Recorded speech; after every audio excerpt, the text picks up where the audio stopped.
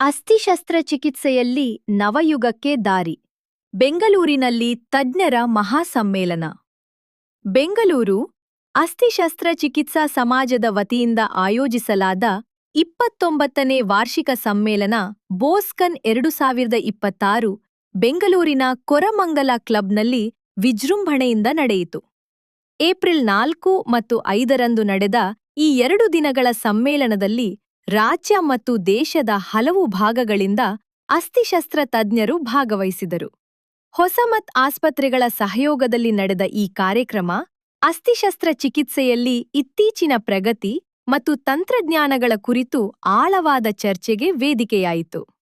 Keeping pace in orthopaedics evolving with evidence ಎಂಬ ವಿಷಯದಡಿ ನಡೆದ ಈ ಸಮ್ಮೇಳನದಲ್ಲಿ ಪ್ರಕರಣಾಧಾರಿತ ಕಲಿಕೆ ಮತ್ತು ವೈಜ್ಞಾನಿಕ ಸಾಕ್ಷ್ಯಗಳಿಗೆ ಹೆಚ್ಚಿನ ಒತ್ತು ನೀಡಲಾಯಿತು. ಉಪವಿಶೇಷತೆ ಆಧಾರಿತ ಅಧಿವೇಶನಗಳು, ಸಂಕೀರ್ಣ ಶಸ್ತ್ರಚಿಕಿತ್ಸಾ ಪ್ರಕರಣಗಳ ಚರ್ಚೆಗಳು, ಪ್ಯಾನೆಲ್ ಡಿಸ್ಕಷನ್ಗಳು ಮತ್ತು ಯುವ ವೈದ್ಯರಿಗೆ ವಿಶೇಷ ವೇದಿಕೆಗಳು ಈ ಸಮ್ಮೇಳನದ ಪ್ರಮುಖ ಆಕರ್ಷಣೆಯಾಗಿದ್ದವು. ಸಮ್ಮೇಳನದಲ್ಲಿ ರೋಬೋಟಿಕ್ಸ್, ಕೃತಕ ಬುದ್ಧಿಮತ್ತೆ, ಬಯಾಲಜಿಕ್ಸ್ ಮತ್ತು ಮಿನಿಮಲಿ ಇನ್ವೇಸಿವ್ ತಂತ್ರಜ್ಞಾನಗಳ ಪಾತ್ರದ ಬಗ್ಗೆ ವಿಶ್ಲೇಷಣೆ ನಡೆಯಿತು. ಈ ತಂತ್ರಜ್ಞಾನಗಳನ್ನು ಜವಾಬ್ದಾರಿಯಿಂದ ಬಳಸುವ ಅಗತ್ಯವನ್ನು ತಜ್ಞರು ಒತ್ತಿ ಹೇಳಿದರು.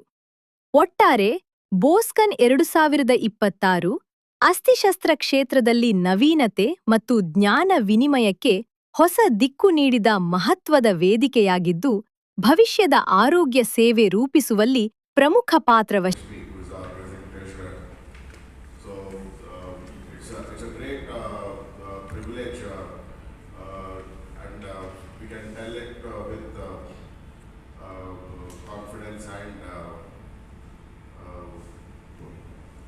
confidence that like around 60 pharmaceutical companies have participated today with us, and we have around 500 plus delegates, which includes delegates from all over the state and from Bangalore, including the postgraduate students from all the recognized medical colleges in Bangalore who have participated at our annual conference and made this a grand success. Thank you to one and all. Hoping to see you all once again soon. Thank you. Good afternoon. I welcome you all for Bangalore Orthopedic Society annual conference 29th annual conference in Koramangala. So this is a conference of orthopedic people to for new innovations, teaching, and it's an annual gathering of all orthopedics in Bangalore. So there are 500 registrations, and we expected minister and senior delegates from Delhi, Chandigarh, all over the India, pan India. So we want great success.